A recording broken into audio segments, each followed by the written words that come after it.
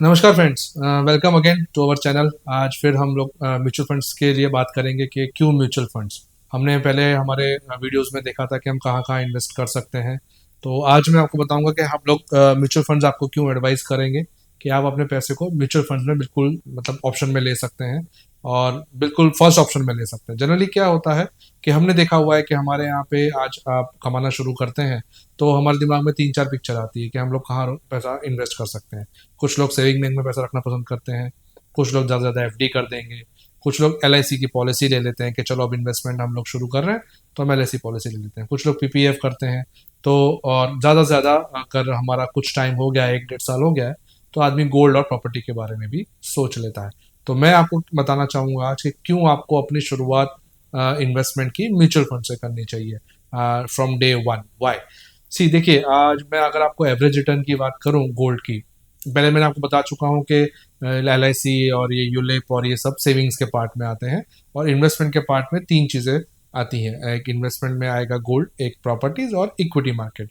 Equity में share market भी आ गया और म्यूचुअल फंड्स भी आ गया, क्योंकि म्यूचुअल फंड्स एक तरह से इनडायरेक्ट इक्विटी ही होती है जिसके अंदर हर एक प्रॉपर पर्सन मैनेज करता है।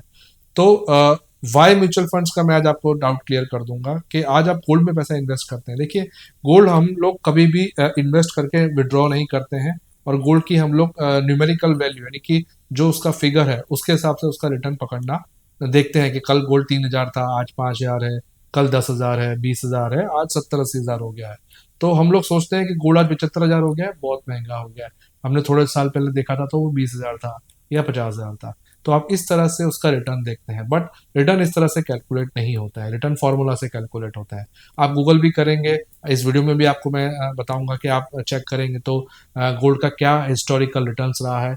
यहाँ से अगर आप 20 साल देखेंगे तो गोल्ड का रिटर्न 9 से 10% ही रहा है। यहाँ से आप 5-10 साल का देखेंगे तो भी गोल्ड का रिटर्न जो है वो 8 से 10% के बीच में ही रहा है। अगर मैं 40 साल की बात करूं तो गोल्ड 4% का रिटर्न भी दे चुका है, यानी कंपाउंडिंग एनुअल ग्रॉस रिटर्न की मैं बात कर रहा हूँ कि सीजीआर जो है गोल्ड का कभी भी 10% से ज़्यादा क्रॉस नहीं हुआ है। वो आप इस टेबल में चेक कर सकते हैं कि उसका रिटर्न कितना रहा है। सेकंड मैं आता हूँ प्रॉपर्टीज पे। प्रॉपर्टीज देखिए, प्रॉपर्टीज एक्चुअली इन्वेस्टमेंट में क्यों टफ है, बिकॉज जब आप प्रॉपर्टी खरीदते हैं तो बहुत हाई वैल्यू की प्रॉपर्टी खरीदनी पड़ती है। वो छोटी रकम से इन्वेस्ट नहीं कर सकते, यानी 50 लाख, 75 लाख, 1 करोड़, 2 करोड़, 5 करोड़ की प्रॉपर्टियां आप लेंगे या पसंद करेंगे तो उतना कैपिटल आपके पास नहीं है, कहीं ना कहीं आपको लोन लेना पड़ेगा।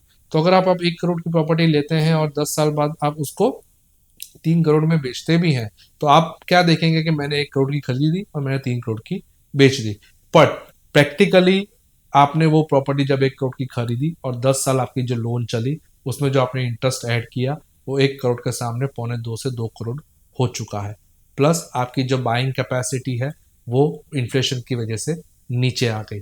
10 साल के दौरान आपने जितनी भी अपने प्रॉपर्टी में कॉस्ट ऐड करी, चाहे वो टैक्सेस की हो, चाहे वो मेंटेनेंस चार्जेस की हो, या चाहे वो और तरीके के कोई भी चार्जेस हैं, तो वो सब आपको उसमें ऐड करने रहते हैं। जैसे गोल्ड में हम अगर गोल्ड को लॉकर में रखते हैं तो लॉकर चार्जेस भी कॉस्ट में ऐड होती है, क्योंकि आप जो प्रॉफिट कैलकुलेट करते हैं वो अगर आपने 50,000 का गोल्ड खरीदा और 75,000 का बेच दिया 10 साल में, तो ऐसे नहीं होती है। उस गोल्ड को आपने जब 50,000 का खरीदा उस पे जो आपने कमीशन दिया, पर ग्राम गोल्ड का चार्जेस दिए, और जब बेचे वो चार्जेस भी माइनस होंगे। तो वो सब करके जो नेट आपका रिटर्न है वो रिटर्न आपका जो हम गूगल में या जो आप आपको टेबल में दिखा रहे हैं उससे भी कम हो जाएगा, क्योंकि ये तो हमारा वर्चुअल रिटर्न है, यानी इंडेक्स के हिसाब से रिटर्न है। इसमें कोई भी तरह के चार्जेस, लॉकर चार्जेस नहीं है। यानी आप अगर एक तरह से गोल्ड ईटीएफ बाय करते हैं तो आपको ये लागू पड़ता है, फिजिकल गोल्ड में रिटर्न्स और कम हो जाएंगे। इसी तरह प्रॉपर्टीज में भी आपके जो रिटर्न है, आपने 1 करोड़ की चीज 3 करोड़ में बेची तो आपका 3 गुना पैसा नहीं हुआ है। आपने जो इंटरेस्ट कॉस्ट उसमें पे करी है वो माइनस होगी, 10 साल का आपका जो इन्फ्लेशन है वो ऐड होगा।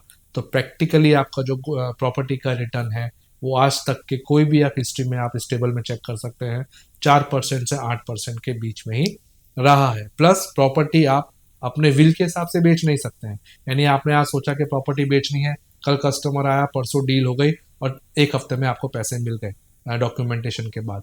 ऐसा पॉसिबल नहीं है। प्रॉपर्टी में कभी कभी 6 महीने से 2 साल भी लग जाते हैं उसको बेचने में, पैसे को लिक्विड करने में। ये सब चीज़ें हैं जो हैं वो इन्वेस्टमेंट में बहुत ध्यान रखनी है, सिर्फ और सिर्फ रिटर्न नहीं। आज म्यूचुअल फंड या इक्विटी मार्केट की मैं बात करूं तो पिछले आप 10 साल का रिटर्न लगाएं तो 15% के ऊपर है, 15 साल 20 साल का रिटर्न लगाएं तो किसी में 17% है, किसी में 12% रिटर्न आपको ऑन एन एवरेज मिल रहा है। तो 12 से 15% भी अगर हम उसमें बेंचमार्क बना के चलें जो कि पिछले 30-35 साल का कंसिस्टेंट है, तो म्यूचुअल फंड आपको वो रिटर्न दे रहा है और आगे भी वो देता रहेगा। क्यों देता रहेगा? क्योंकि हमारी इकोनॉमी जो आज से 30 साल पहले थी उससे काफ़ी लाख दर्जे आज बेहतर है और बेहतर दिन पर दिन हो रही है। एज ए कंट्री हम लोग और स्ट्रांग हुए हैं जो हम मिलेनियम से पहले थे, यानी सन 2000 से पहले हुआ करते थे। तो आज से जो हमारी इकोनॉमी बढ़ रही है वो और फास्ट पेस में बढ़ रही है, कंसिस्टेंट बढ़ रही है और हमारा जो कैपिटल इनकम है वो बढ़ रहा है, स्पेंडिंग बढ़ रहा है। तो इसीलिए म्यूचुअल फंड्स में हमारे जो रिटर्न्स बनेंगे वो अब सेफ होते जा रहे हैं, हाई रिटर्न वाले होते जा रहे हैं और कंसिस्टेंट होते जा रहे हैं, जिसमें कि वॉलेटिलिटी कम होती जा रही है। म्यूचुअल फंड में हम दो तरीके से इन्वेस्ट करते हैं, एक होता है लमसम यानी आपने एक बार पैसा लगाया, और दूसरा होता है एसआईपी। म्यूचुअल फंड का आपको दूसरा बेनिफिट होता है कि इसमें आपको पैसे कभी भी निकालने का ऑप्शन दिया जाता है, यानी आप पैसे कभी भी इन्वेस्ट करें, कभी भी लगाएं। अगर आप 1 साल के अंदर पैसे निकालते हैं तो जो भी आपको प्रॉफिट हो रहा है उस पर अब आपको 20% शॉर्ट टर्म कैपिटल गेन लगता है।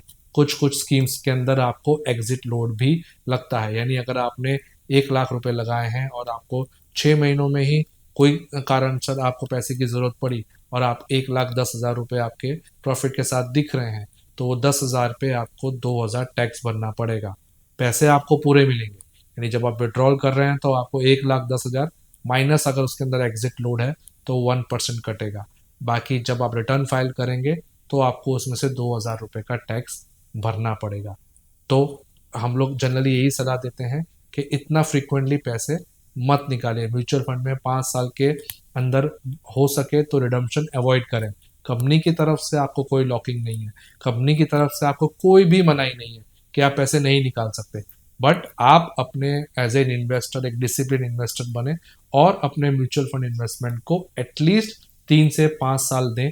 अगर आप 10 साल से ज़्यादा दें तो उससे बेहतर कोई चीज़ नहीं है, बट 3 से 5 साल तो आप इन्वेस्टमेंट को चलाएं और उसको ग्रो होने दें, फिर आप पैसे निकालें, कोई दिक्कत नहीं है।